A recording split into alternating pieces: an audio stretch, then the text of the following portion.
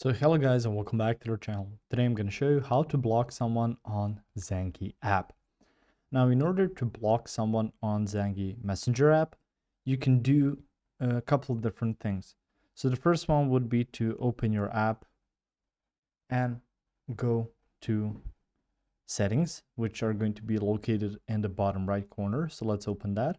You can see your profile, invite friends, personal messages, chats, privacy terms of use, notifications, data storage, text size, and so on. So you can open up your privacy. You can see show my online status, show when I'm typing, show scene status, and you can see blocked. So if you open up blocked, you can click on add new and choose the contact you want to block. So it's really that simple and it's easily accessible through there. You can also block from chat.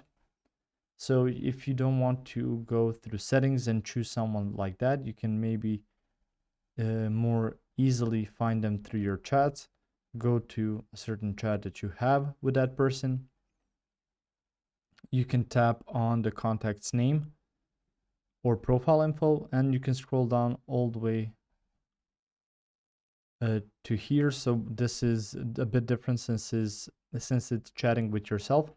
But if you open up that info with that other person, you can scroll all the way down and select block this contact, or you can tap the three dots for the block option. So once that's done, you will no longer have to worry. You will have blocked that person and it's going to be done with. If you found this information helpful or useful, you can like the video. You can also share the video.